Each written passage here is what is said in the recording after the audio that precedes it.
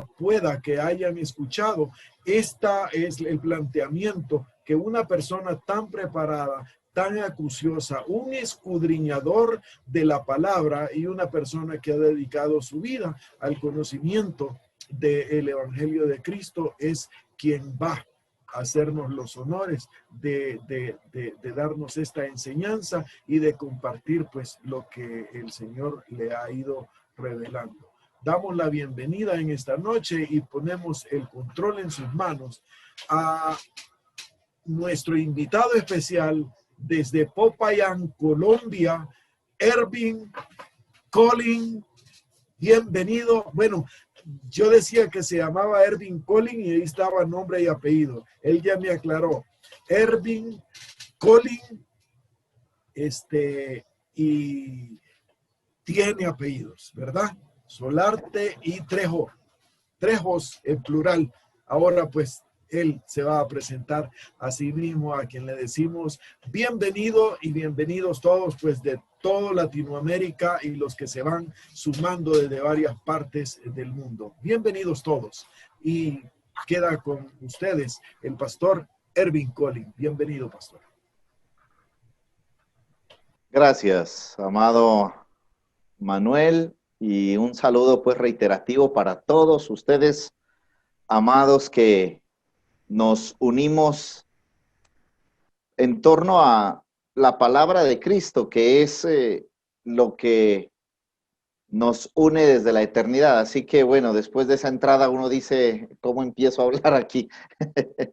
Bueno, pero sin embargo, creo yo que estamos en esa unidad que nos permite también expresar y ser generosos con las palabras. Creo que siempre que podamos tenemos que ser generosos con las palabras y no escatimar tampoco calificativos para con los nuestros, para con nuestros amados, para con aquellos que nos expresan su amor fraterno y la gracia que Dios nos ha concedido de poder edificar unos a otros. Así que, amados, bueno, sí, desde Popayán, en el departamento del Cauca, en Colombia, una ciudad de un poco más de 500,000 habitantes, un promedio de temperatura entre los 18 hasta los, bueno, aquí ha subido hasta los 30 grados a veces cuando estamos en verano. Esta noche está bastante calurosa, por cierto. Así que, bueno, aquí tenemos nuestro ventilador también, que no nos ayuda mucho con las páginas de la Biblia, pero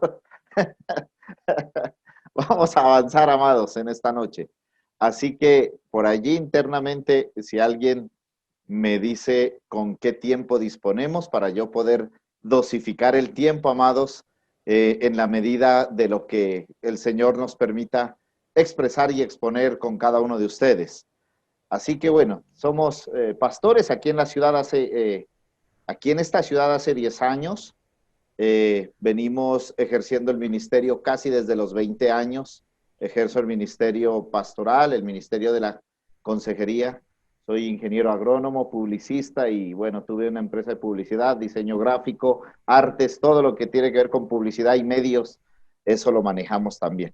Así que el Señor nos llamó a esta tarea y estamos acá, amados, para poder edificar. Ya el pastor Manuel hizo un pequeño abrebocas, nos dio un paréntesis o una introducción más bien acerca del tema que vamos a hablar. Y quiero, amados, invitarles a que tomemos un minutito para orar y vamos a la palabra y tomamos una referencia bíblica para poder avanzar en esta tarea. Así que bueno, démosle gracias al Señor y como dice el título de esta preciosa convocatoria, unidos.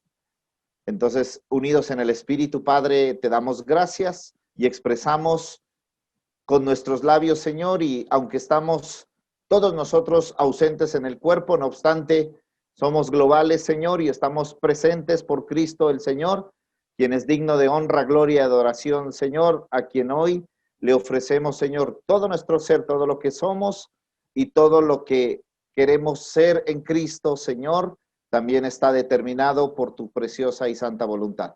Ayúdanos, Señor, a que el entendimiento de Cristo sea hoy manifiesto, Señor, y que las palabras que vamos a expresar sean aquellas palabras que enseña el Espíritu, Señor.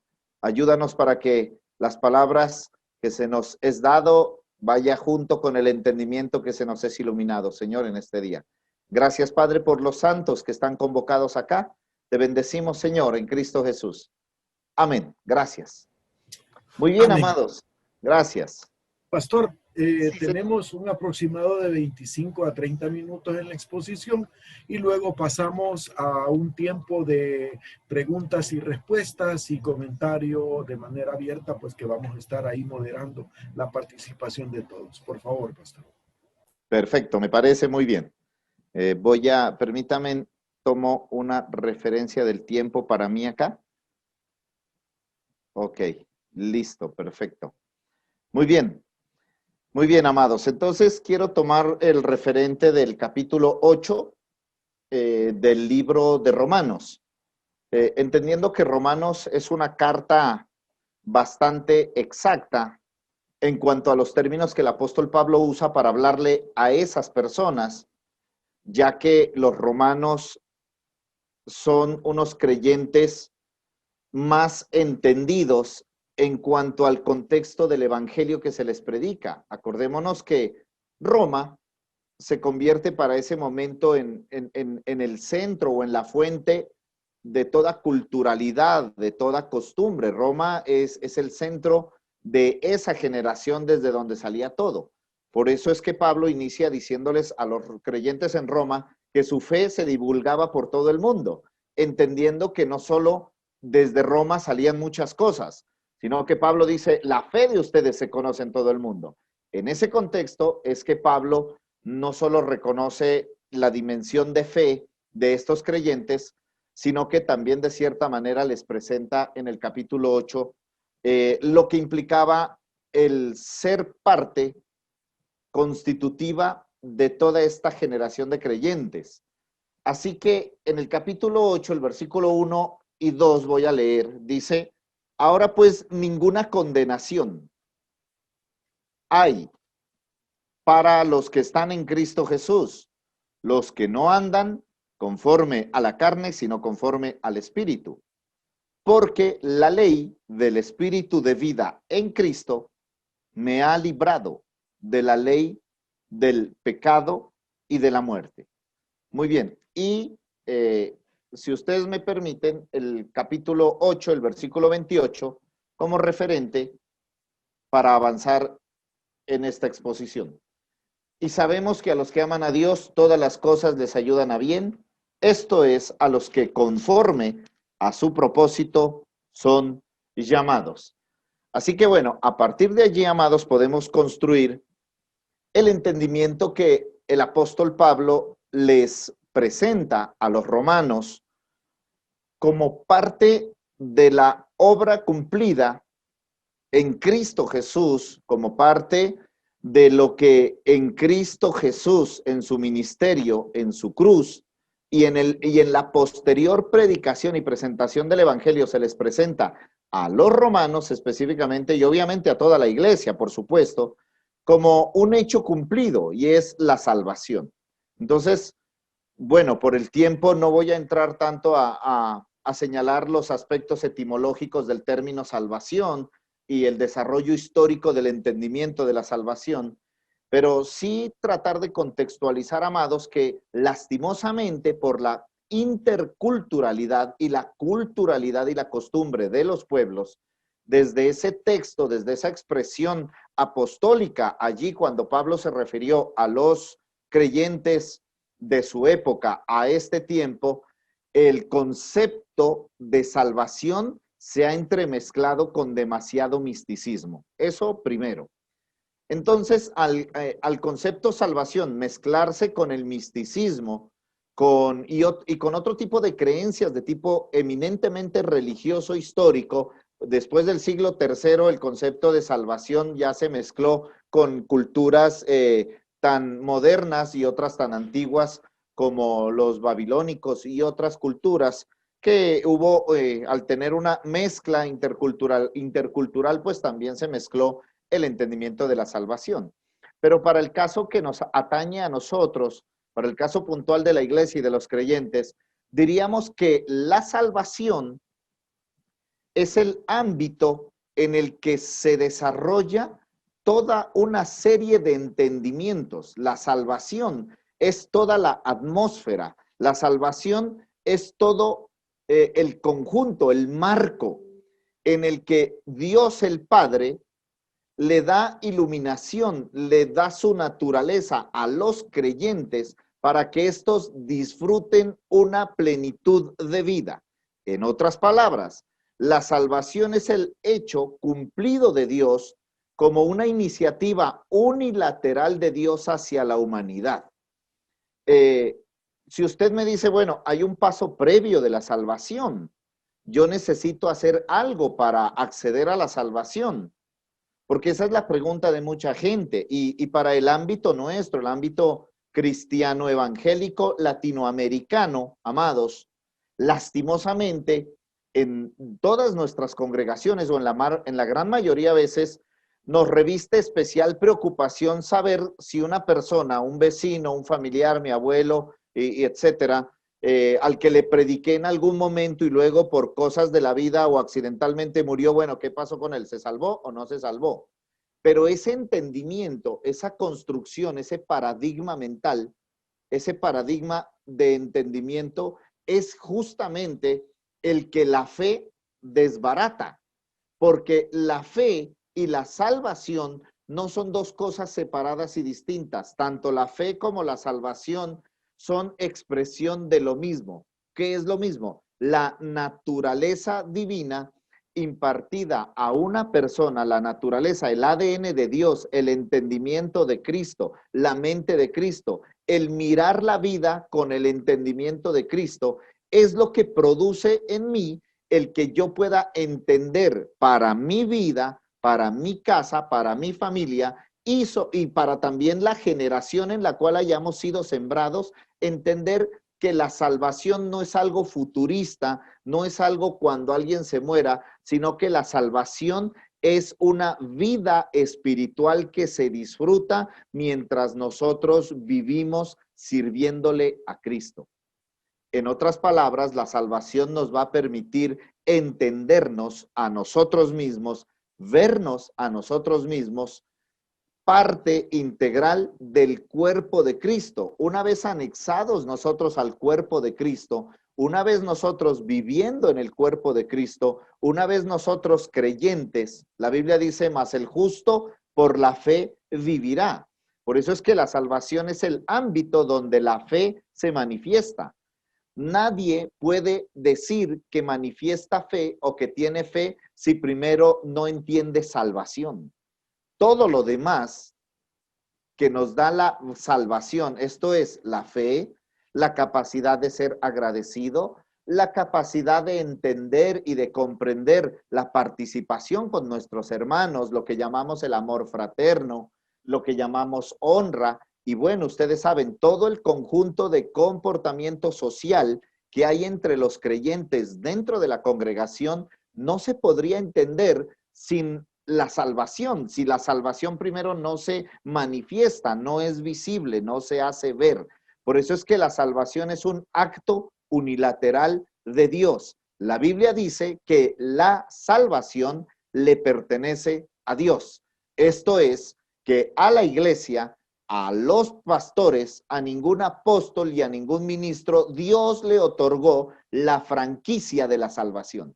Ninguno de nosotros puede determinar quién es salvo y quién no. Por eso es que a veces entramos en esa dicotomía de pensamiento y tenemos hermanos, tenemos algunos creyentes, pues preguntándose si su abuelito se salvó, si su abuelito está en el cielo o está en el infierno, proyectando la salvación a un momento de la eternidad, cuando la salvación no es un momento en la eternidad. La salvación es un estado espiritual en donde el gobierno de Dios se manifiesta en una persona para que la vida de esa persona, para que todo lo que esa persona hace, entiende y ejecuta, producto de su identidad, de la paternidad que tiene en Dios, producto del entendimiento de la mente de Cristo que tenemos hoy, producto de que tenemos el mismo sentir de Cristo, producto de que nos entendemos como herederos y coherederos, producto de que hoy yo sé que soy un primogénito, que estoy en la congregación, hago parte de la congregación de los espíritus hechos perfectos. Todo ese conjunto de conceptos y de posicionamiento que Dios el Padre nos da al hacernos parte de su iglesia, al haber sido trasladados al reino de su amado Hijo, hace que nosotros disfrutemos la salvación como un hecho cumplido. Dios a todos los que había de salvar ya los salvó, amados. ¿Sí? Por eso nosotros no estamos en el negocio de salvar. El negocio de salvar es de Dios. Por eso Jesús, cuando a los 12 años se extravió voluntariamente y lo encuentran en el templo, Jesús desde el principio manifestó que él estaba en el negocio del Padre. ¿Y cuál es el negocio del Padre? El negocio del Padre desde el principio ha sido salvar, manifestar la salvación, manifestar su salvación. Si vamos un poco por las páginas del Antiguo Testamento, si vamos por las páginas de la Biblia y mirando las páginas de la Biblia, consideramos lo que se llaman milagros, lo que se llaman intervenciones de Dios. Esos milagros y esas intervenciones de Dios se dieron en el contexto de que Dios quiso manifestar a una persona, a una familia, a una nación, a alguien su salvación. Entonces tú tienes, por ejemplo, un Noé al que Dios mediante un diseño le revela su salvación. Por eso este hombre, al entender la salvación de Dios, porque el diseño fue de Dios, Dios le dio el diseño del arca, Dios le dijo cómo, Dios le dijo cuándo, Dios le dijo todo. Por eso para nosotros la salvación, ¿qué es? Exactamente lo mismo. Es el primer entendimiento, es el ámbito, es la atmósfera en donde nosotros nos vamos entendiendo con Dios y vamos entendiendo cuál es la participación de mi vida. Por eso, amados, en la salvación implica una serie de acciones, la salvación implica una serie de pensamientos, la salvación implica una serie de sentimientos no propios de mi alma, sino de Dios, porque Dios produce en mí. La salvación es la manifestación de lo que Dios produce en mí para que yo pueda permanecer en ese estado de libertad, de iluminación, porque la Biblia donde leímos dice que fuimos nosotros liberados de la ley del pecado y de la muerte. Ahora en la ley del gobierno de Dios, que se llama, o que Pablo lo expresa como la ley del espíritu de vida en Cristo, que nos hizo libres de la otra ley, que es la ley contraria a la salvación. ¿Cuál es la ley contraria a la salvación? Pues la condenación. Entonces, en ese contexto, hoy podemos ver que gente que es salva vive como condenada. Y usted dirá, ¿por qué? Porque, escúcheme acá esto, voluntariamente rechazan la salvación. ¿Cómo una persona puede rechazar la salvación? Dirá usted. ¿Sabe cómo rechaza la salvación? Porque la iglesia históricamente hemos presentado mal la salvación. Hemos presentado la salvación como parte de un hecho futuro en donde Dios no te va a lanzar al infierno porque tengas buena conducta, porque tengas una buena gestión y administración de vida, cuando la salvación no corresponde a ningún hecho natural mío, porque la salvación nuevamente fue un acto eterno, unilateral de Dios, que lo vemos en el mundo consumado y manifestado en la obra y en el sacrificio de Cristo. Cuando Cristo vino a consumar un hecho eterno. Cuando Cristo vino a morir en la cruz, Él vino a manifestar la historia eterna que Dios había determinado desde antes. Por eso es que la Biblia dice que Cristo cuando murió fue el hecho más grande de amor dado al mundo. Juan 3:16 lo describe perfectamente, porque de tal manera amó Dios al mundo. Entonces, en ese mundo se incluye personas, porque mundo no es solo personas, mundo es el ámbito. Dice la Biblia que Dios envió a su Hijo para salvar al mundo. Por eso salvación tiene que ver con un ámbito, no con personas. Cuando Dios decide manifestar su salvación en ti y en mí, esa salvación que Dios decidió notificarle a mi alma, junto con esa notificación vino la salvación de mi mundo, o lo que en la Biblia se llama mi etnos, mi órbita. Pablo al carcelero de Filipos se lo dijo, ¿no? Si crees en el Señor Jesucristo, serás salvo tú y tu casa. Hablando de casa, no solo como la familia inmediata, sino hablando de aquel ámbito nuevamente, de aquella atmósfera, de aquel entorno en donde mi administración de vida se proyecta, donde mi autoridad, mi entendimiento, mi gobierno, mi influencia afecta. Por eso la salvación, amados, es manifestar todo aquello que Cristo operó en mi vida para transformarme y que yo por palabras, por pensamientos y por acciones expreso. Si me está entendiendo, póngame una manito arriba, por favor. No sé si voy muy rápido, ¿sí? No sé si el tiempo me permite que vaya así a esta velocidad. Gracias, amados. Entonces, como la salvación no es algo de determinación humanista, sino que la salvación es un hecho cumplido, manifestado en el mundo, traído desde la eternidad. Lo que vemos en el mundo es su nombre. ¿Quién? Jesús de Nazaret. Jesús de Nazaret es la expresión de salvación introducido en el mundo. Por eso Jesús vino a salvar al mundo. Salvando al mundo, salvaba a las personas que estaban en el mundo. ¿Sí? Eso hay que entenderlo.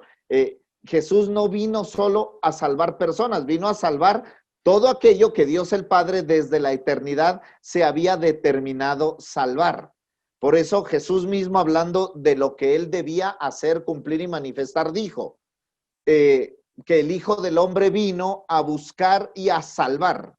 Esa es una expresión muy importante porque es el prototipo, es el protodiseño de la salvación que luego se le entregó a la iglesia para ser administrada. Jesús dijo, vine al mundo a buscar y a salvar lo que se había perdido. No dijo los que se habían perdido. Lo, es una palabra tal vez tan insignificante en nuestro idioma español, pero allí implica un ámbito nuevamente. Lo que se había perdido es un ámbito. Cuando nos regresamos un poquito al Edén, donde todo empezó y también donde todo se arruinó, podemos ver que en Edén el hombre no perdió la salvación. El hombre en Edén no perdió la comunión con Dios. El hombre en Edén perdió la capacidad de manifestar y expresar el gobierno de Dios a través de su alma viviente. Otra vez, el hombre en Edén no perdió la salvación, no perdió la capacidad de adorar, no perdió la capacidad de orar, no perdió la capacidad de ser generoso. Eso no perdió el hombre en Edén. El hombre en Edén perdió la capacidad de representar a Dios. Por eso Pablo utiliza un término jerárquico de gobierno. Por cuanto todos pecaron, están destituidos. La destitución solo se puede aplicar a alguien que tiene fuero de autoridad, alguien que fue investido o revestido o delegado por una autoridad superior. Luego, lo que el hombre perdió en el Edén fue una facultad entregada como alma viviente, en donde él, interactuando con todo lo que miraba y todo lo que se le entregó a administrar, entonces el hombre iba a ejecutar la voluntad de Dios plena. Pero como el hombre perdió la capacidad de gobierno, dominio, poder, autoridad y administración, entonces Cristo el Señor, cuando vino a salvar del alma viviente esa capacidad. Por eso nuevamente salvación es un ámbito, no un hecho. Salvación no es una actividad nuestra. Salvación no es algo que decimos. Salvación no es algo que pensamos. Salvación es algo que Dios se determinó a darnos en su Hijo. Y por eso es que podemos decir, como el Hijo de Dios es eterno, como el Hijo de Dios Jesucristo es el mismo ayer, hoy y por los siglos, como el Hijo de Dios Jesucristo ya fue puesto como la piedra fundamental de lo que se llama iglesia, como el Hijo de Dios fue exaltado hasta lo sumo y lo llena todo, nadie puede añadirle a la salvación ni quitarle a la salvación. La salvación global universal está manifestada en Cristo para todo aquel que quiera. Ahora, ese que quiera, entendámoslo como en el que hay personas, hay gente que voluntariamente rechazan esta salvación tan grande. A veces nosotros confundimos quién rechaza la salvación porque pensamos que gente que, por ejemplo, no se congrega, o gente que es maldiciente, gente que, bueno, hacen cosas terribles, entonces es rechazar la salvación.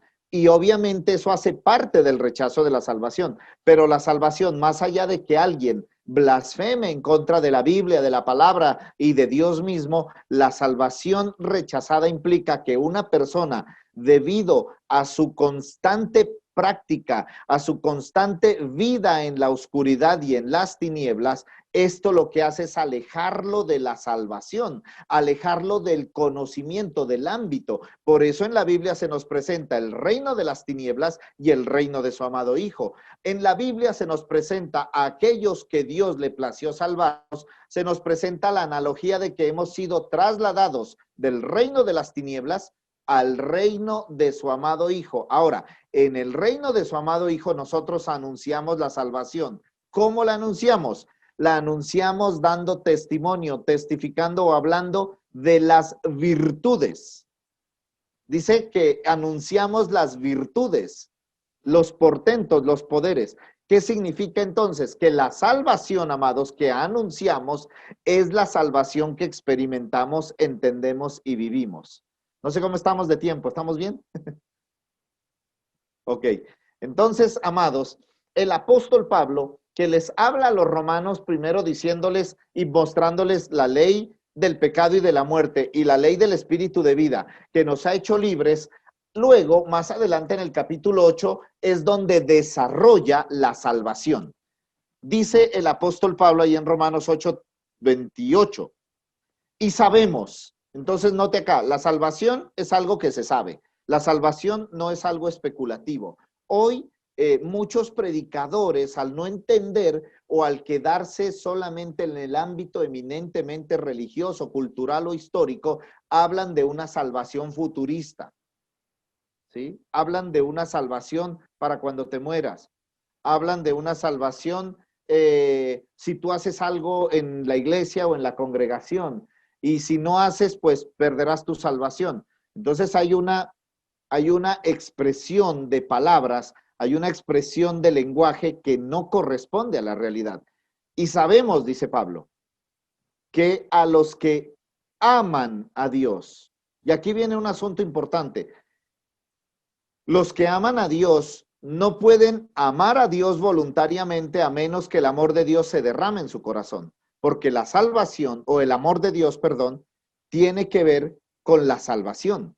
Como la salvación es ese ámbito en donde Dios metió a aquellos que Él amó, aquí lo dice, y sabemos que a los que aman a Dios todas las cosas les ayudan a bien, esto es, a los que conforme a su propósito son llamados, y Pablo aquí les desarrolla a los romanos un entendimiento de lo que para ellos, para los romanos, en el ámbito en el que viven, porque, amados, los romanos, la primera expresión de salvación que tuvieron fue fe.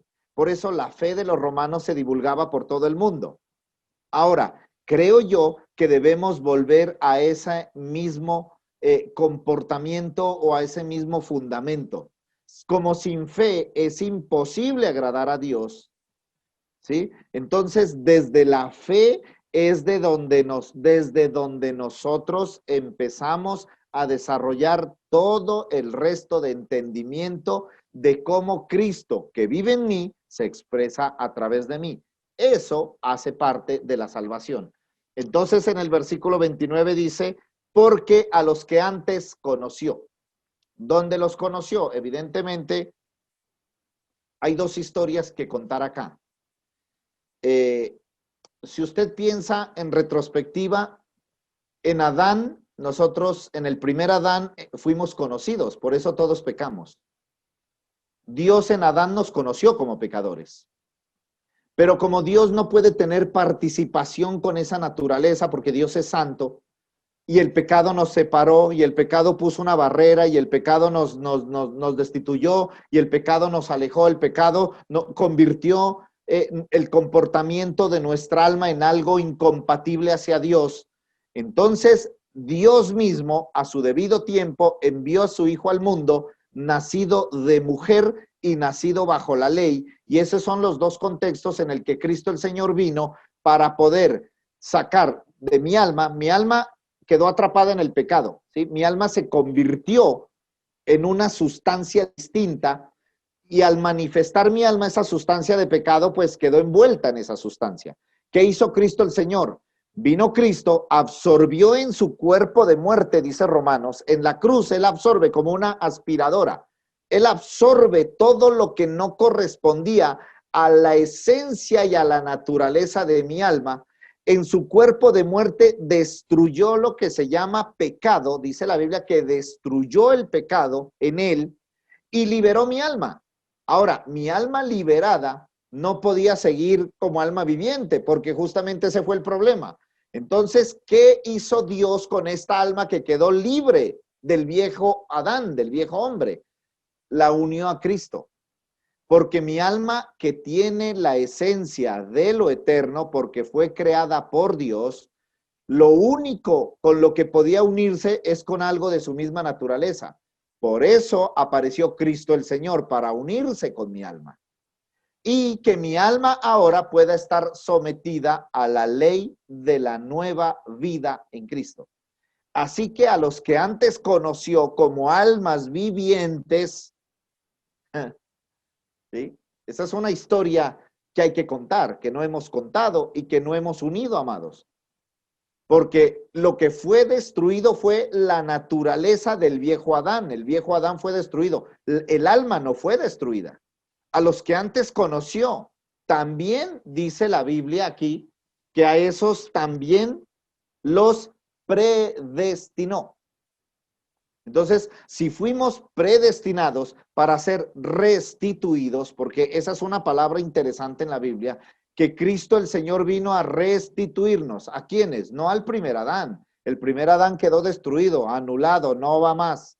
Lo que pasa, amados, es que pareciera que el primer Adán tiene una capacidad de resurrección bárbara, porque usted hoy crucifica al primer Adán y el lunes está resucitado ese tipo. ¿Sí? Entonces seguimos luchando con él, lo seguimos arrastrando a ese señor. ¿Sí? Cuando no podemos librarnos, por eso Pablo dice, miserable de mí, ¿quién me librará de este cuerpo? Porque parece que usted deja tirado en una vigilia, en un ayuno, en una oración, en una liberación, bueno, lo que sea que uno haga para tratar de librarse de ese hombre que lo persigue. ¿Sí? Entonces, bueno, pero a los 2, 3 días, amado, el hombre está ahí. Es más, a los 10 minutos parece que se resucitó el viejo hombre. Así que, por eso es que la salvación es el ámbito que nos ha liberado, que nos ha librado del viejo hombre, porque el viejo hombre fue crucificado con Cristo. Dice Pablo, con Cristo estoy juntamente crucificado, ya no vivo yo. O sea, esa naturaleza de la ley del pecado y de la muerte que nos arrastraba, que nos llevaba cautivos para que no hiciéramos lo que quisiéramos, fue lo que quedó extirpado, inoperativo para la nueva naturaleza en Cristo. A eso se le llama salvación. Por eso es que en un sentido práctico, en un sentido espiritual, en un sentido como hijos de Dios y como unidos a Cristo, la salvación no se puede perder, porque yo ya fui salvo en Cristo, ya me uní a Cristo. ¿Cómo alguien que está unido a Cristo se puede desunir de Cristo? Si el que se une a Cristo es uno con él. Tú no puedes deshacerte del Espíritu de Cristo. Ya te uniste a Cristo y Cristo absorbió toda mi existencia. En Él existo, en Él me muevo, en Él soy. No, soy indivisible de Cristo, ¿ya? Ahora, todo lo demás, amados, que se ha construido hipotéticamente, porque son hipótesis. Nuevamente insisto, la salvación le pertenece a Dios, ¿sí? Por eso dice Pablo, conoce el Señor a los que son suyos, ¿sí? Porque a los que antes los conoció, los unió a su Hijo. A los que antes conoció como almas vivientes, fue a los que él quiso rescatar en Cristo. No sé si está muy denso ese pedacito, amados. Entonces, ¿sí? Cristo vino a salvar. Pablo, ¿qué dice? Palabra fiel es esta, y digna de ser recibida por todos, que Cristo Jesús vino al mundo a salvar a los pecadores. ¿Quién era el pecador? El alma. Por eso lo que hizo pecador al alma, que es el viejo hombre, fue destruido para que el alma quedara libre. Ahora, unidos a Cristo, usted adora, usted es agradecido, usted alaba a Dios, usted tiene unas cosas que dice, wow, esto no lo había experimentado nunca, y quiere salirse, quiere saltar el espíritu, y tenemos unas experiencias espirituales de una envergadura que uno no puede explicarlas, porque eso es lo que le pasa a Pablo. Dice, amados, le oro a Dios para que a mí me sea dada palabra, y que cuando a mí me sea dada la palabra, a ustedes les sea dado el entendimiento para poder entender estas cosas inefables. Así que, bueno, mis amados, a los que antes conoció, llamó, y también lo dice, porque a los que antes conoció también los predestinó para que fuesen hechos. Oiga esto, es que el alma que fue liberada, tuvo que ser rehecha. El alma quedó liberada del cuerpo de muerte, pero el alma no quedó ahí flotando en el vacío, qué sé yo, en el vacío de lo que sea. No, el alma tuvo que ser absorbida en Cristo y vuelta a ser en Cristo, pero no fue destruida, fue renacida, fue regenetizada, fue rehecha. Por eso es que Pablo dice que juntamente con Cristo morimos para que juntamente con Cristo resucitemos, para que los que ahora viven no vivan para sí, sino para aquel que murió y resucitó por ellos. Esa es la experiencia de la salvación hoy, tener ese entendimiento de cómo yo participo hoy en la ley, en la expresión de la ley del Espíritu de vida en Cristo. ¿Me quedan 7 minutos? ¿Sí? ¿Correcto? Ah, ok. Bueno, voy a ir rápido. Voy a ir más rápido. Entonces, a los que antes destinó, dice, para que fuesen hechos, aquí dice, conforme a la imagen de su Hijo. Y aquí ha habido una mala interpretación, amados, porque siempre se ha hablado del Hijo de Dios como de Jesús de Nazaret. Y Jesús de Nazaret solo es Cristo en los días de la carne. Entonces, Jesús de Nazaret es el Hijo de María y José. Jesús de Nazaret es el Cristo histórico. El Hijo de Dios es Cristo. Nosotros fuimos hechos conforme a la imagen de su Hijo, o sea, Cristo. Porque si fuésemos hechos a la imagen de el Hijo de María y José, tendríamos que andar más o menos así como mi amado Williams, o dejarnos la barba más larga, el pelo, andar nazarenos todos, ¿verdad? Por ahí hay unos locos, no sé si en Centroamérica o por allá se ve unos locos que dicen que son nazarenos y andan con túnica y pelo largo, falda larga y lengua larga también. Entonces, amados, uno ve que en realidad la naturaleza espiritual en la que nosotros fuimos renacidos, porque fuimos absorbidos en el cuerpo de muerte de Cristo. Mire, este es el misterio de la piedad. Fuimos absorbidos en el cuerpo de muerte de Cristo, pero fuimos renacidos y resucitados en el cuerpo glorificado de Cristo. Por eso hoy nuestra naturaleza salvífica y nuestra expresión de salvación es Cristo en mí, no es Jesús de Nazaret. Por eso hay gente que tiene unas terribles luchas tratando de imitar a Jesús de Nazaret y eso nunca se va a poder. Porque Jesús de Nazaret es un proto. Jesús de Nazaret fue una morada temporal del Padre.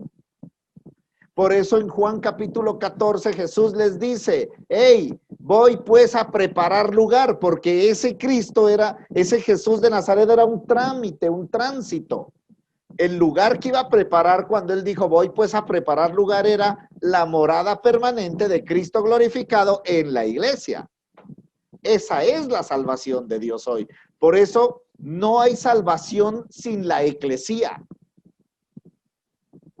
Todos aquellos que han de ser salvos deben ser injertados en la eclesía. De otra manera, no se puede experimentar la salvación. En Hechos, tú ves lo que la Biblia dice. Dice, y el Señor añadía a su iglesia los que habían de ser salvos. ¿Por qué Dios los añade? Pues porque Él los conoce. Y si no los añade, no pueden vivir y experimentar la transformación del gobierno del Espíritu para expresión de la salvación. Ahora, una vez injertados en Cristo, amados, somos salvos, tenemos seguridad, acceso con confianza. O sea, dígale al que tiene al lado, si usted está con alguien, pásale con confianza. Tenemos confianza, amados, tenemos confianza, acceso libre, ¿sí?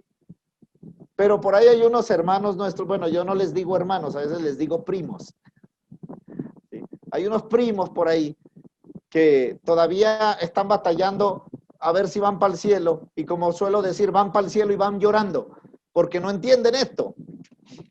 Termino, amados, aquí mi intervención. Bueno, hay mucho que decir, lastimosamente, bueno, el tiempo corre. El versículo 30. Y a los que predestinó, a estos también llamó, y a los que llamó, a estos también justificó, y a los que justificó, a estos también glorificó. Y en ese último párrafo que leí, es donde tú ves la salvación ya operativa en un grupo de personas, diríamos en la eclesía o en lo que llamamos creyentes, que los justificados fueron determinados también para expresar una gloria mayor. Jesús mismo lo dijo, habiendo entendido Jesús en sí mismo que él solo era un trámite, dijo, ustedes cosas mayores harán, porque yo voy al Padre. ¿Sí? Entonces, la salvación de Jesús, o la salvación que Jesús expresó en la cruz, fue el punto final de Dios para todo trámite del alma en cuanto ésta quisiera hacer algo para salvarse. Porque en las páginas del Antiguo Testamento lo que vemos es que Dios mismo le impone al alma unas actividades, Dios le impone al alma una fe, Dios le impone al alma viviente una serie de cosas, trámites, arandelas, para que el alma que hiciera eso viviera por esas cosas que hacía. Pero cuando vino Cristo, pues justamente nos libró de que en mi humanidad, en mi humanismo, yo tratara tan siquiera de hacer algo para salvarme. Cristo lo consumó, Cristo me hizo salvo y lo que hoy disfruto, lo que hoy yo hago, lo que hoy entiendo, Pablo dice, lo que ahora vivo en la carne. Porque esa es la seguridad de la salvación. Ahora, eso no es licencia para pecar, como siempre decimos acá y reiteramos. Como algunos creen, que como Cristo nos hizo salvos, que como Cristo nos libró del pecado, tengo licencia para pecar. No, usted está en oscuridad, usted no ha entendido que yo no puedo pecar porque la naturaleza que a mí me gobierna me liberó de que yo peque. Juan dice, el que está en Cristo no peca, porque ya no le servimos a esa ley, le servimos a la ley del Espíritu de vida en Cristo. Bueno, amados, gracias por la paciencia y por los aplausos que hasta acá los escuchaba. Bendecidos.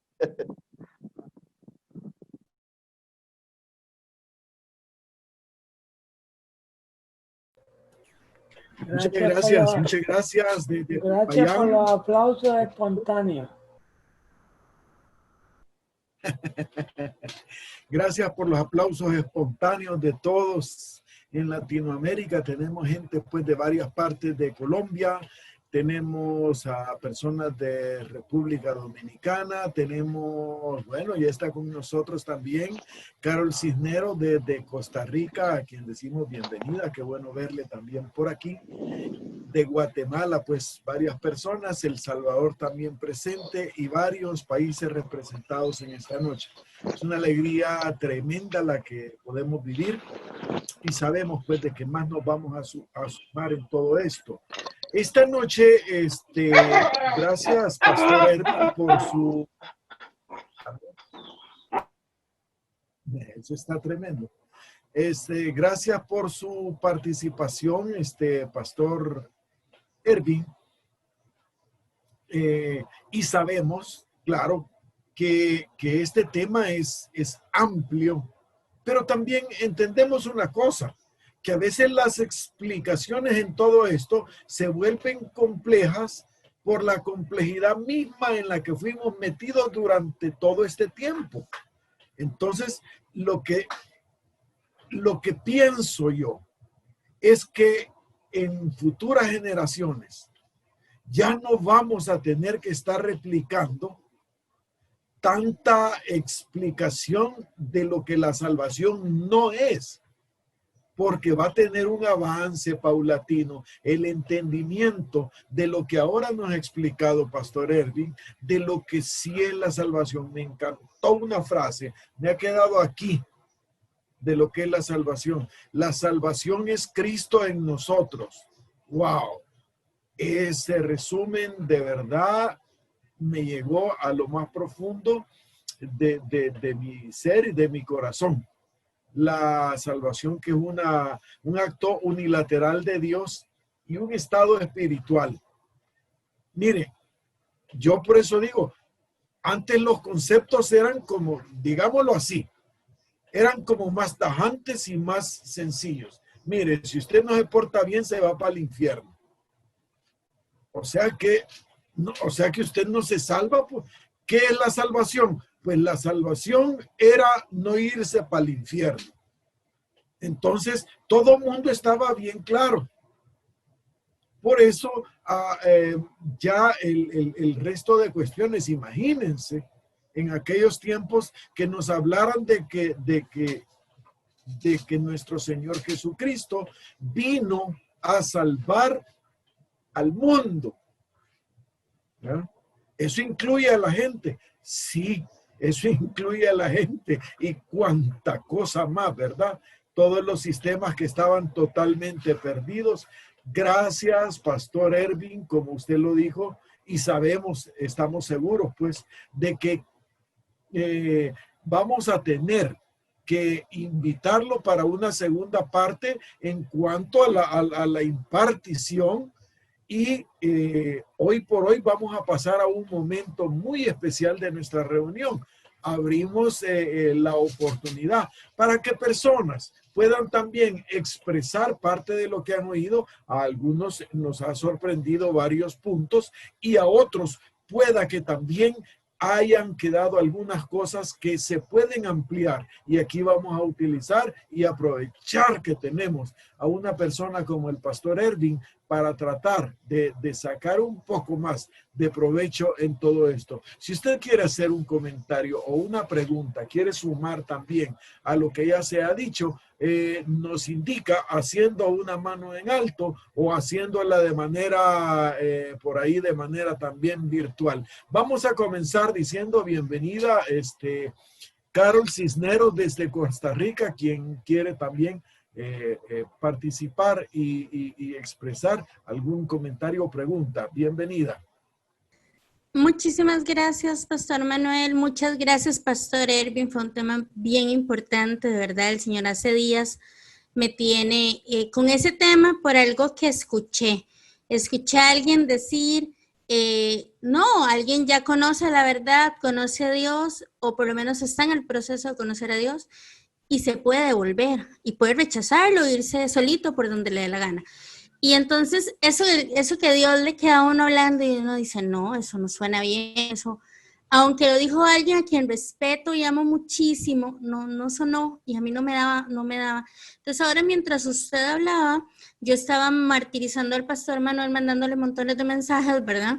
Y entre las cosas que le decía es que yo entiendo esto así, a ver si yo lo tengo claro. Todos en Cristo ya somos salvos. todos, porque Él vino a salvar a todos, si no tendría que matarlo uno cada vez que nace alguien nuevo, ¿verdad? Lo que podemos hacer o no hacer, porque es nuestro libre albedrío, es no manifestar esa salvación en nuestra vida. O sea, yo deliberadamente puedo decir, no quiero manifestar esa vida, no me interesa.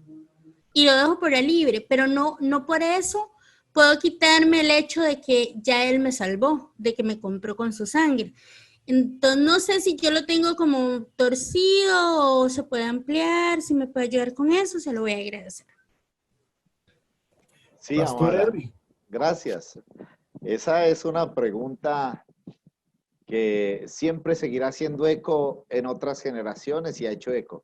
Lo primero que quiero decir, amada, es que el libre albedrío, o lo que llamamos filosóficamente como libre albedrío, no es un término que está en la Biblia.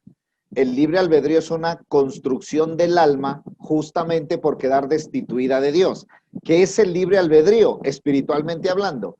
Es la incapacidad del alma de retener lo verdadero para hacerlo. Por eso es que cuando el alma no puede retener, porque para retener lo verdadero el alma tiene que tener la esencia del verdadero. Y como el alma sin Cristo no tiene la esencia de lo verdadero, entonces queda flotando entre el bien y el mal. Por eso la descripción que tú haces es perfecta. Una persona decide, mientras no está en Cristo, aunque pueda tener un conocimiento filosófico de que hay una salvación manifestada en Cristo, esa persona decide voluntariamente seguir flotando entre el bien y el mal. Pero yo soy bueno, no necesito la salvación porque hago cosas bien, ¿sí? Pero como Cristo Jesús no vino para salvar a los buenos ni para salvar a los malos, sino que vino para devolverle al alma la capacidad de lo verdadero. Entonces, el alma regenerada, regenetizada y reconstruida en Cristo queda facultada más allá del libre albedrío para hacer, sentir, pensar todo lo que es verdadero, todo lo que es de buen nombre, todo lo que es digno de gloria. Esa es la verdadera salvación, ser librada mi alma del libre albedrío. Gracias, pastor. Y esa es la verdadera salvación. ¿Cuál es la vida eterna? Dice la Escritura. Que le conozcamos a Dios. Y la vida eterna es la salvación, que le conozcamos a Él. Por eso estamos en este compartir.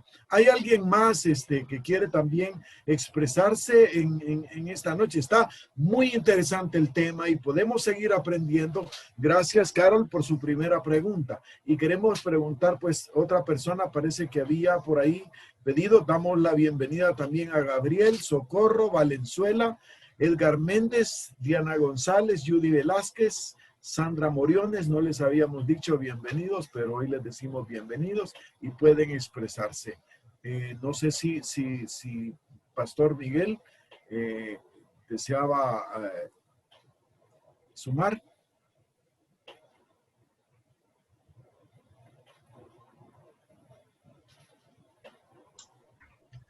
Buenas, pues excelente tema, Pastor Erwin. Creo que es un tema muy polémico, pues prácticamente porque fue un tema que se culturizó prácticamente en las congregaciones, ¿no? Acerca de la salvación, y lo que decía es muy cierto, lo veíamos más a un futuro y se hacía mucho hincapié de que la salvación era algo que se disfrutaba después de que muriéramos, ¿sí? Y no teníamos el entendimiento de lo que es la salvación presente y de lo que como hijos de Dios tenemos. Entonces, pues la verdad, pues me encantó el tema. Lo que dice, yo creo que de pronto, no sé si alguien más quiera preguntar, yo seguiré escuchando, no sé si mi esposa no va a decir nada, pero sí es muy excelente el tema, Pastor Elvin. Y me alegra verlos definitivamente, les extrañaba. Gracias, Pastor Miguel, también nos alegra mucho verle. Ese punto del tiempo me encantó, Pastor Erwin, porque recordemos uno de los éxitos del recuerdo, cuando allá se pase lista, a mi nombre muy feliz responderé. Wow, eso simbolizaba para muchas personas un concepto de salvación. Y ahora se agregan algunos detalles como la salvación de todo, del cosmos, del mundo, cuando se dice, wow, tú serán salvos tú y tu casa. Wow, eso está tremendo. Gracias, sí, Pastor Elvin. Es interesante que la raíz del término que se usa para casa en ese versículo es: serás salvo tú y tu oikonomos. En otras palabras, serás salvo tú y tu primer mundo o tu primer ambiente. Entendamos una cosa: lo primero que el alma perdió allá en el Edén fue ese primer mundo, ese primer ambiente. Por eso es que acá, cree en el Señor Jesucristo y serás salvo, es que se te retorna esa capacidad de administrar eso que perdiste.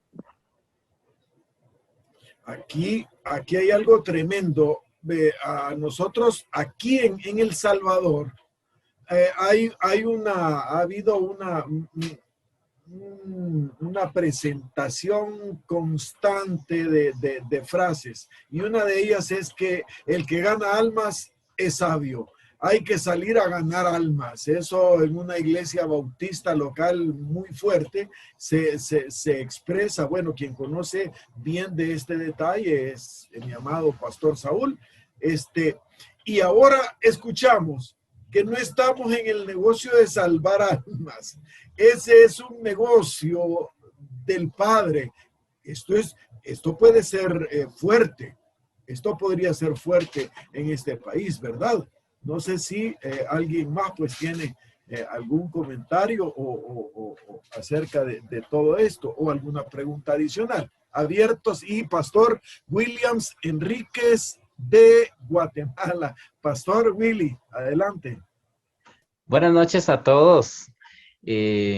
Además de otra vez agradecer al Pastor Ervin, de verdad nos deleita mucho y nos nutre Cristo por medio de la palabra impartida en tu persona, mi amado pastor y colega, ¿verdad? Qué lindo que disfrutemos de esas hermosas preferencias también en cuanto a la profesión. Qué bueno entender que en esta realidad en la que ahora vivimos como una salvación consumada, no vivimos sin ley. Pues justamente leías esa expresión que ahora estamos bajo la ley del Espíritu de vida en Cristo. Esto nos recuerda de que la expresión de Dios siempre va acompañada de su legalidad, donde va normada, donde está constituida toda esa ley que nos dicta a nosotros toda una realidad y naturalidad y forma de vida.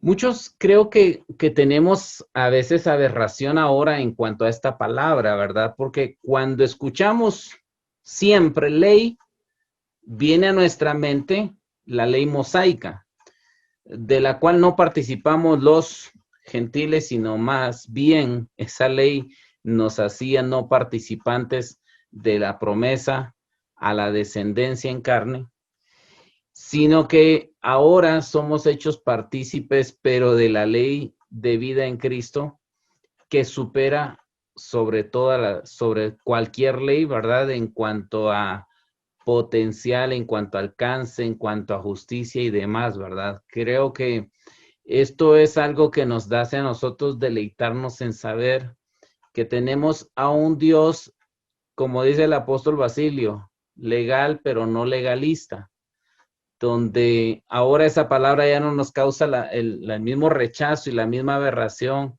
la misma resistencia, porque entendemos que sí que tenemos bajo autoridad y que esa ley que nos gobierna también nos ha empoderado para vivir en libertad, en santidad, conforme a la verdad. Esa ley ahora está a nuestro favor, ya no para traer condenación, sino habiendo traído libertad para, como hemos dicho estas últimas semanas, disfrutar plenamente de esta salvación tan grande. Tenemos todo este marco legal para deleitarnos y disfrutar de toda la gracia expresada en Cristo para con su cuerpo. Así que ese detalle es hermoso tenerlo en cuenta y que también es importante que ahondemos en ello, que conozcamos de ello, que lo disfrutemos de ir avanzando en el conocimiento del Hijo de Dios y de la verdad de Cristo. Pastor Ervin, quería agregar algo más. Sí, es que decir que histórica y religiosamente en la congregación los conceptos que se han construido como salvación, alabanza, oración, ayuno y otros que son neurálgicos, han sido construidos desde la cultura religiosa, no desde el origen. ¿Qué es lo que nos permite este entendimiento y estos espacios? Ir hacia atrás para quitar lo que no es y llegar al fundamento y llegar a la esencia de lo que es de Cristo. Y creo que este es el tiempo tan especial y tan precioso, y valga acá citar aquel precioso pasaje de Hebreos, cuando dice que todas las cosas serán sacudidas para que lo que es movible se caiga y que quede solo lo inconmovible.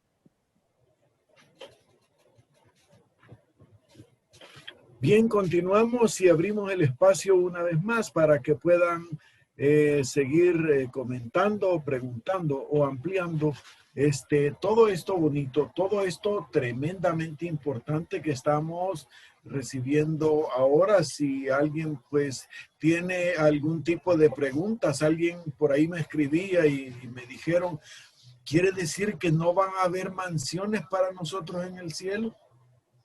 Porque ahora ya nos explicaba el pastor Ervin que las moradas somos nosotros. Qué tremenda decepción, dice, habiendo trabajado tanto todo este tiempo para esa mansión y hoy resulta. Se le vino abajo el negocio, el de bienes inmobiliarios en el cielo. Qué cosa más tremenda, ¿verdad? O sea que dependiendo de cómo usted se comportara, ahí van a ser moradas, moraditas o mansiones, ¿verdad? Pastor Ervin. Mire, ese pasaje de Juan 14 es devastador para la religión, porque es que justamente ahí fue cuando Jesús les dice a ellos de qué manera estaba edificando y construyendo la casa o la morada permanente para el Padre. Porque Él les dice, no se turbe vuestro corazón, creéis en Dios, creed también en mí. En la casa de mi Padre, una casa. En la casa de mi Padre hay muchos lugares. Voy pues a preparar lugar para que donde yo estoy, ¿dónde estaba Él? Pues Él estaba en la casa del Padre.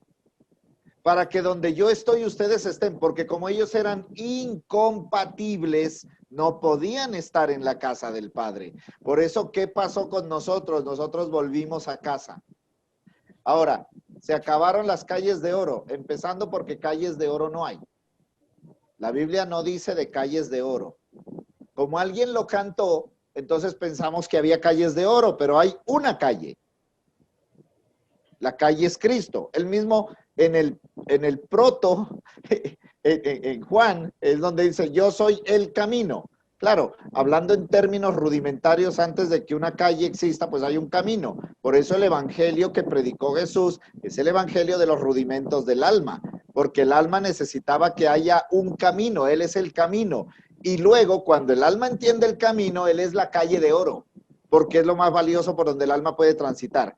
Es lo mismo que dice Apocalipsis cuando los libros fueron abiertos y también el libro de la vida, y fueron juzgados los muertos por las cosas que estaban escritos en los libros, porque se abrió Cristo y Cristo comparado contigo, entonces lo que dice el libro debe ser igual a lo que dicen los libros, por eso es que fueron juzgados. Es lo mismo camino y calle, lo mismo. Ok, ¿hay algo más? ¿Alguna otra pregunta adicional? Carolina, en Costa Rica. Hola, hola. Por ahí, hermano Manuel, Edgar Méndez, que es de acá de El Salvador, dice que tiene problemas con el teléfono, ha escrito ahí en el chat una pregunta. Ok. Dice, entonces, el decir que se busca la salvación de otro, ¿es erróneo? Por favor, Pastor Ervin, su comentario a esta pregunta. Creo que a veces se sigue usando mal el lenguaje. Miren, amados, si nosotros estamos en este tiempo de expresión de una verdad, de una gracia, no se puede aterrizar, expresar y disfrutar la verdad si no cambiamos el lenguaje. Es que con respecto a la salvación todavía persiste el lenguaje futurista, o lo que yo llamo ese espíritu de procrastinación. Todo es para mañana, todo es cuando me muera, todo es para después. Sí, las calles de oro son después, la morada eterna es cuando no tengo casa aquí, no tengo nada de nada, cuando me muera voy a tener todo. Eso no es correcto, ese es un lenguaje que no corresponde a la verdad de lo que en Cristo Jesús se nos ha entregado a gestionar, a manifestar y administrar como administradores de los misterios de Dios. Así que creo que es una expresión que no está bien dicha, ¿sí? Procurar la salvación de alguien. Digamos, yo entiendo en los términos bíblicos y creo que acá todos podemos entender lo que allí se refiere, ¿sí? Porque dice que salvará de la muerte un alma y cubrirá multitud de pecados, pero no es que yo, por lo que haga, por las horas que ayune o por las cosas que en mi imaginación religiosa o en mi imaginación de mi alma, porque con respecto a la salvación hay mucha imaginación. Hablo de porque en Cristo no hay imaginación, amados. A ver, mire, en Cristo lo que hay es una iluminación y un recordar de verdades eternas. La imaginación es un elemento humano de expresión de pureza del alma, pero la imaginación no corresponde a la expresión de salvación, porque la salvación es algo que Dios determinó de él de antemano.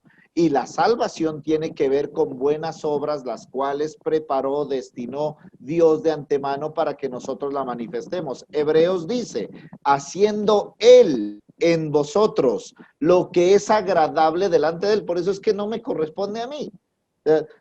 Nosotros podemos partirnos la cabeza pensando, ¿qué hago yo para salvar a mi abuelo, a mi tío, a mi hijo? Bueno, qué sé yo. No, nosotros no podemos hacer nada. Eso tiene que estar claro acá. Dios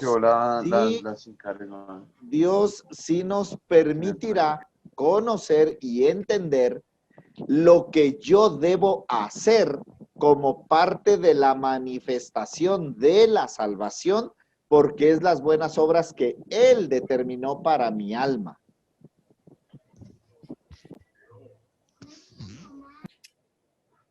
Muy bien. Hola, perdón. Soy Edgar Méndez. Bien. Hola, gracias.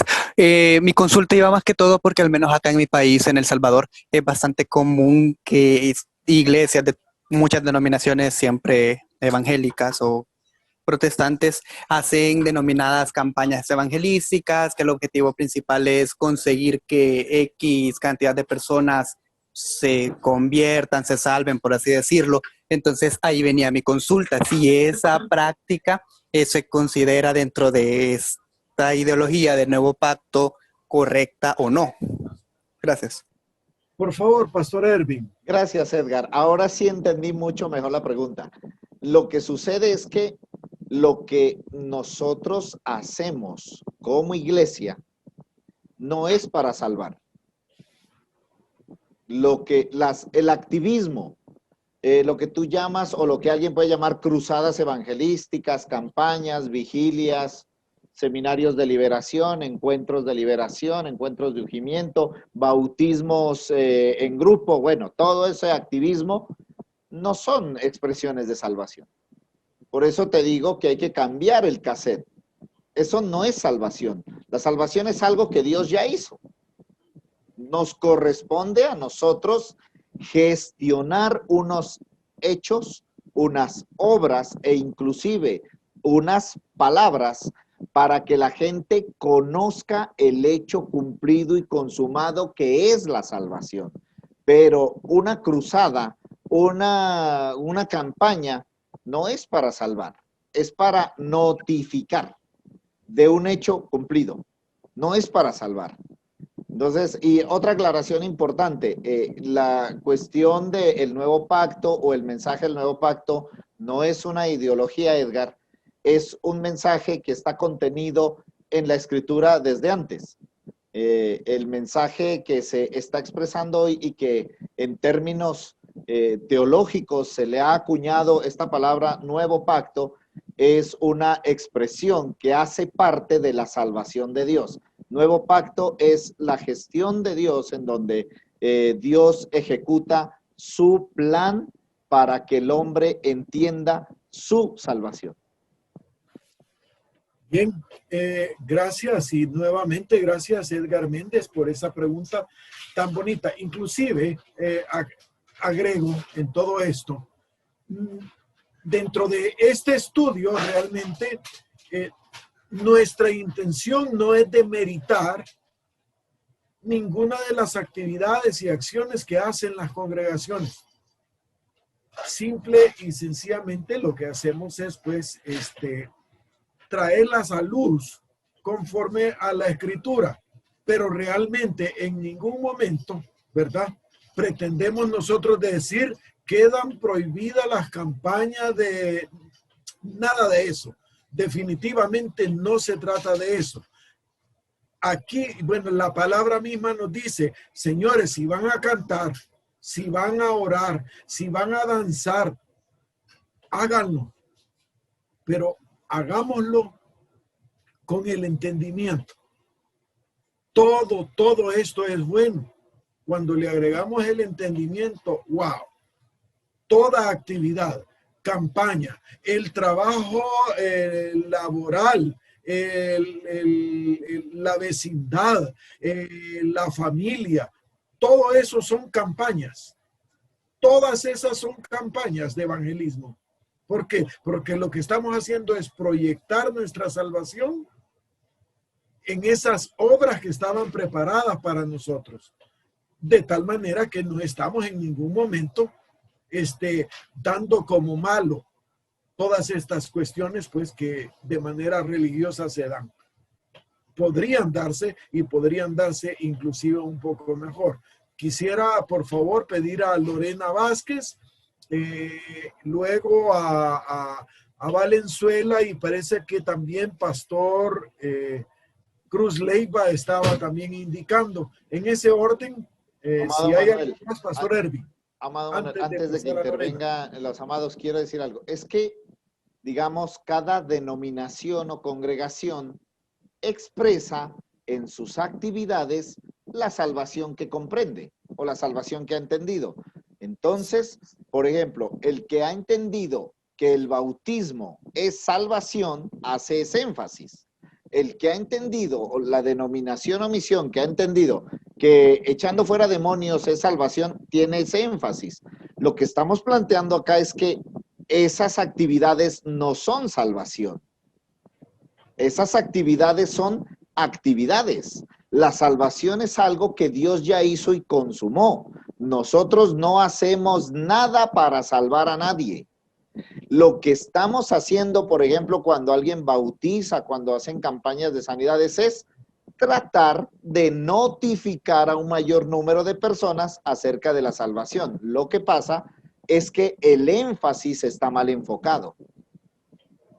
Exactamente, por favor, Lorena Vázquez en El Salvador, su pregunta o comentario. Buenas noches, pastor. Yo me quedé con una duda. ¿A qué se refería usted a que Cristo vino a salvarnos del libre albedrío? ¿Podría explicarme esa frase o desde qué punto de vista es incorrecto? Por favor, Pastor Erwin. Gracias, amada. Mire, el alma, cuando fue creada por Dios, amada Lorena, el alma estaba facultada, el alma viviente estaba facultada para hacer y ejecutar todo el plan de Dios. Esa fue la naturaleza en la que Dios creó el alma viviente. El pecado alteró esa naturaleza, el pecado cambió totalmente la esencia del alma. Junto con el cambio de la naturaleza y la esencia del alma, se trastocó todo el orden del universo.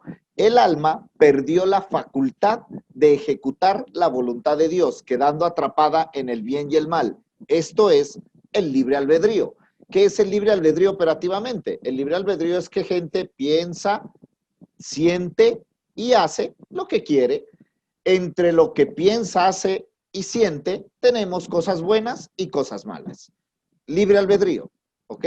Cuando Cristo vino, le devolvió al alma la esencia de su naturaleza para que el alma quedara gobernada solo por aquello que es verdadero, lo cual es Cristo. Por eso, en Romanos, donde leímos, dice que es la ley del Espíritu de vida en Cristo, que nos hizo libres de la ley del pecado, junto con el libre albedrío de estar flotando entre lo bueno y lo malo, entre el bien y el mal. El alma está facultada para cumplir el propósito eterno de Dios, conociendo solo y accediendo a lo que es verdadero. A eso me refiero cuando digo que Cristo el Señor vino a liberar el alma del libre albedrío. Por eso Pablo dice que es esclavo de Cristo. Muy bien. Pastor Miguel Payares y después el hermano Valenzuela, que nuevamente va a participar. Pastor Erwin, quiero de pronto, yo sé que hay personas que no se atreven a preguntar, pero yo quiero hacer esta pregunta. Nosotros fuimos enseñados o adoctrinados con relación a que el ser humano viene a este mundo separado de Dios, ¿sí? Por causa de Adán, de lo que sucedió en el Edén. Y obviamente en Cristo el hombre fue reconciliado cuando el hombre tuvo el conocimiento de Dios o la vida de Dios en él, ¿correcto? O sea, esto es lo que nosotros hemos aprendido o fuimos enseñados. La pregunta que yo haría es la siguiente. Si la persona que nace en este mundo está separada de Dios, o si no lo está, o si no ha sido notificada de la reconciliación que ya fue ejecutada en Cristo, ¿qué sucede con esta persona? ¿Sí? Teniendo en cuenta el término de salvación, que siempre, como decía, se ha visto a término futurístico, ¿sí? Y por ahí pues alguien me preguntaba que si al fin éramos salvos por gracia o no. Obviamente la salvación es por gracia, eso lo dice Efesios, capítulo 2. Pero entonces, no sé si quedó clara la pregunta, Pastor Erwin, o me hice entender. Creo que traté de entender y creo que entendí la pregunta. Perfecto. Una persona evidentemente que nace en el mundo, y no hablemos de persona, hablemos de alma, porque la salvación es para el alma. ¿Ok? La salvación es para el alma. Las personas venimos y vamos. Hoy estamos y mañana no sabemos. El alma es de Dios. Así que la salvación, un alma que viene al mundo, tiene que necesariamente pasar por la experiencia de los rudimentos del mundo. Ya usted lo dice, amado Miguel, cada uno de nosotros tenemos unas formaciones religiosas, culturales, académicas, familiares, de toda índole, con todo lo que eso conlleva. En esas formaciones, en esa cultura, en esa educación que recibimos de nuestros padres, Pablo lo pone de esta manera, dice, ustedes recibieron una mala manera de vivir de herencia paternal.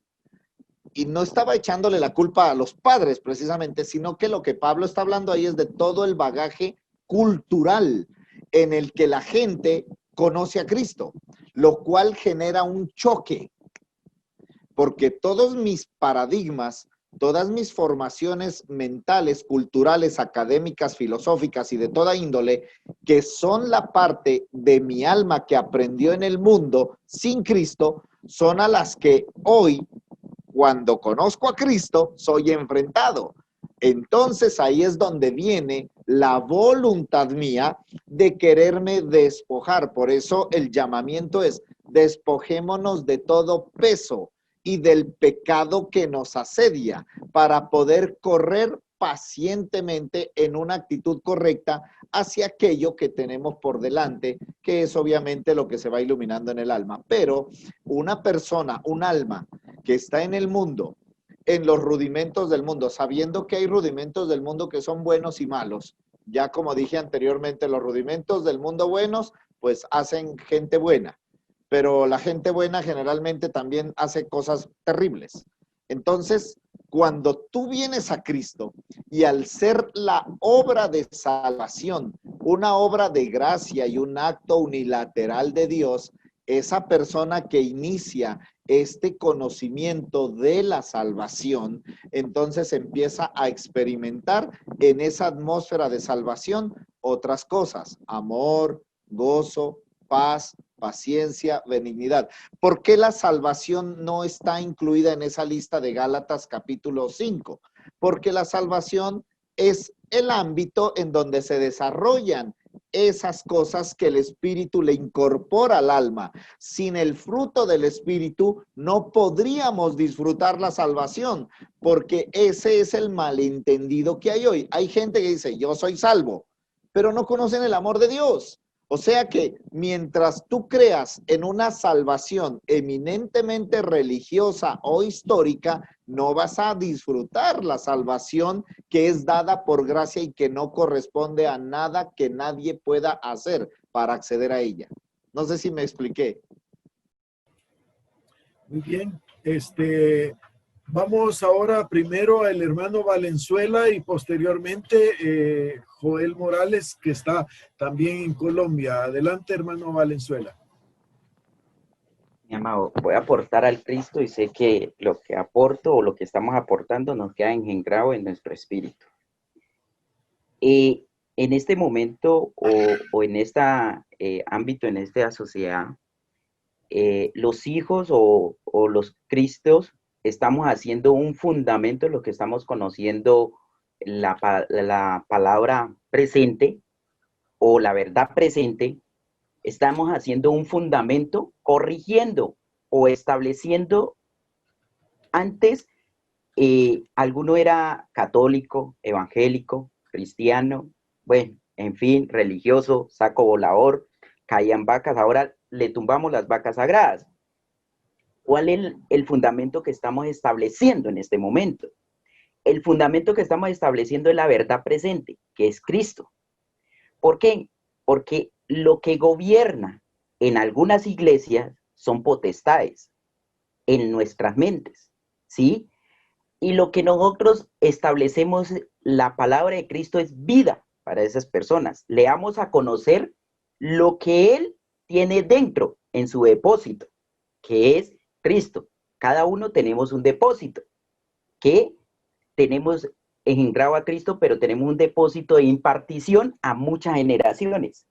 Por eso hay muchos que han venido de la Iglesia Católica, de la Iglesia Cristiana, y que pensamos que en un momento esas personas se mueren o no se mueren, o conocen la verdad o conocen de Cristo.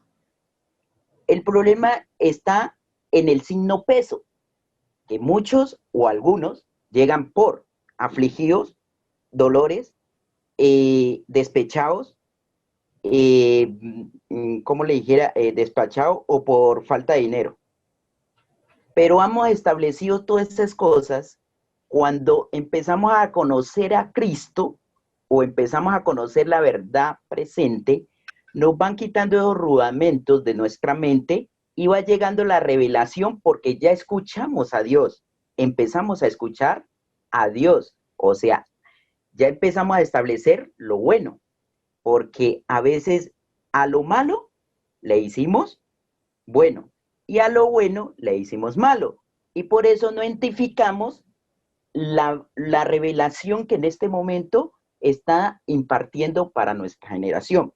Por eso había un temita que dice Mateo 6:33, busca primeramente el reino de Dios y lo demás viene en añadidura, pero ya esa añadidura son los hijos engendrados en cada uno, porque todos podemos tener sueños, pero nunca vamos a llegar a esos sueños o vamos a estar, por ejemplo, tú vas a decir, yo tuve una revelación que voy a estar en las naciones, pero resulta y pasa que esa revelación que tuviste es para tus hijos, ¿sí? Por eso en este momento, ustedes que tienen un pequeño edad o modelo 90 y algo, 90 y 80, ese modelo que ustedes están haciendo es rectificando para que nuestra generación no se pierda. O sea, nosotros que tenemos 30, 23 y todo eso, estamos recogiendo esa generación y estableciendo el fundamento. Para ustedes les costó dolores. Para nosotros no nos va a costar dolores. Vamos a entender más fácil y vamos a unir a Cristo, el cuerpo, porque a veces o en este momento mutilamos, algunos momentos mutilamos el Cristo. Eso es lo que aporto. Ok, estamos en los últimos minutos ya. Creo que tenemos oportunidad para una o dos más. Pastor Joel Morales quería hacer su participación también. Adelante, por favor. Pastor Ervin, te refrescaron que eres reliquia. Al pastor Saúl también.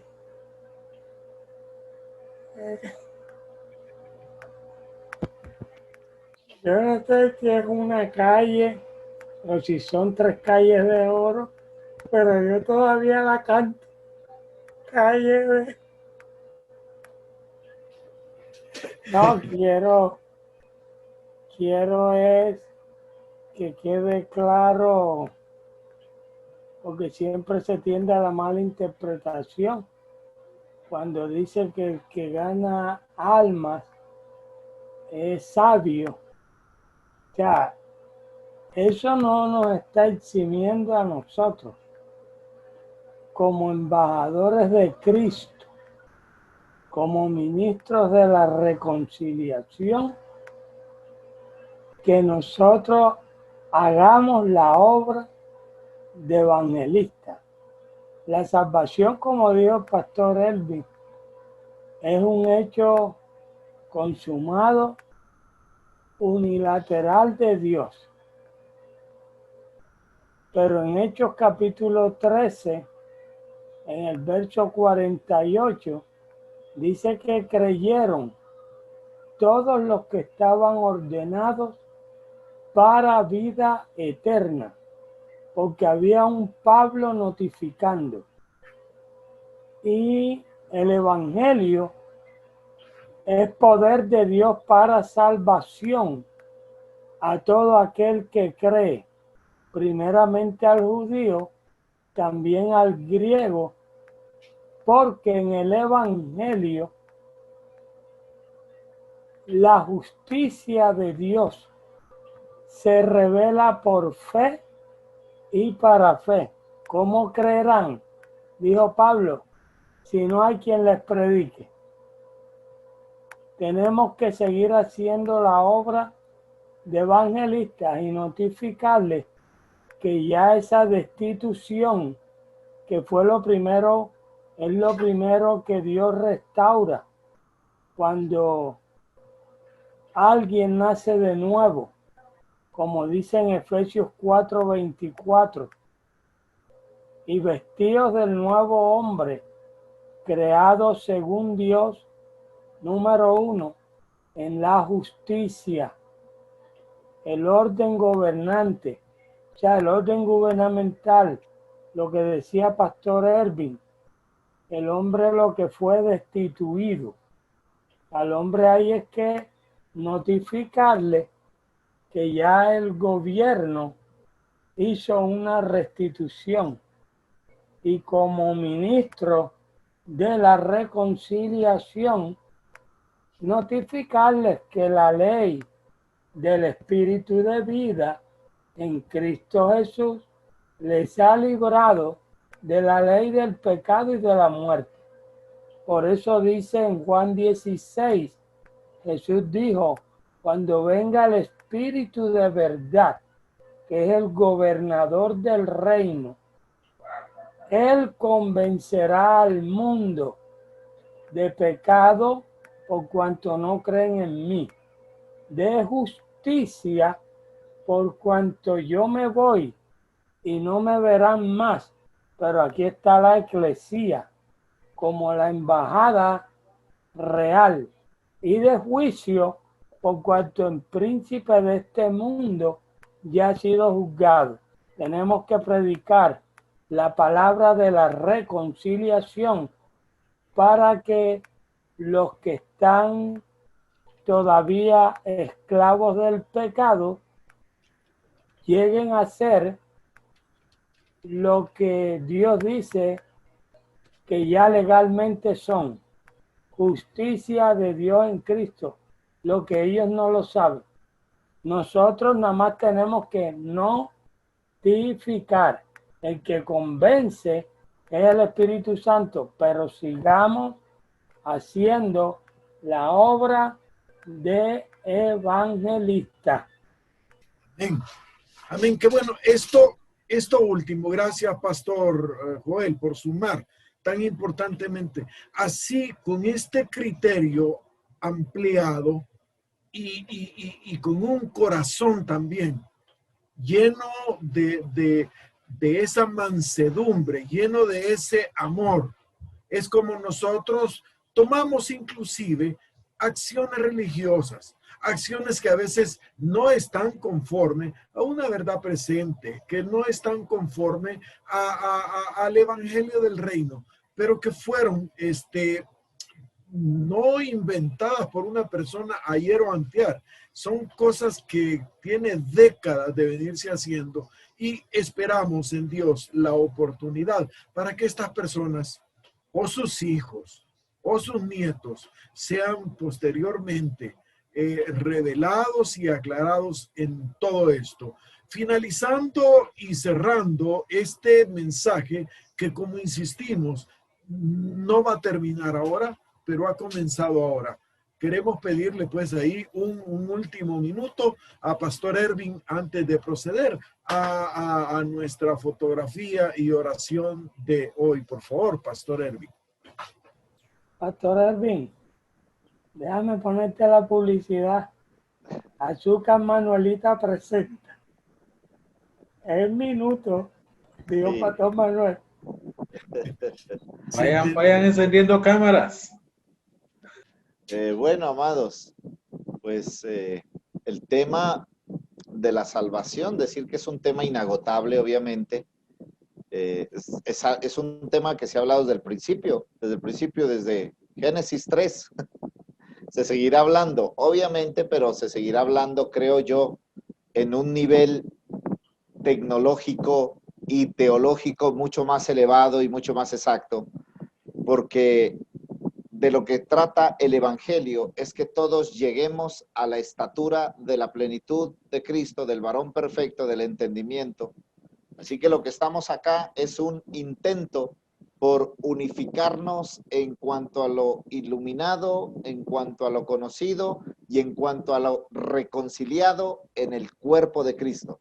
Todo lo que Dios quiera hacer en una generación, todo lo que Dios quiera manifestar en una generación, no lo dará a conocer si primero no se reconcilia en el cuerpo. No es hacia afuera primero, es hacia adentro. Todo lo que Dios vaya a producir en las naciones, todo lo que Dios vaya a producir en nuestras ciudades, en nuestras congregaciones, primero lo ha de reconciliar en el cuerpo. Y reconciliado en el cuerpo, será, amados, exportado al mundo en la medida de la gracia que a cada ministro se le otorgue. Así que yo me siento honrado y privilegiado por esta preciosa audiencia, amados, y realmente gracias por el tiempo, gracias por estar acá, gracias a los amados acá de Colombia y del Cauca también que nos acompañan. en este espacio, amados. Y mi corazón con ustedes, ustedes están sembrados en mi espíritu. Muchas gracias. Gracias infinitamente.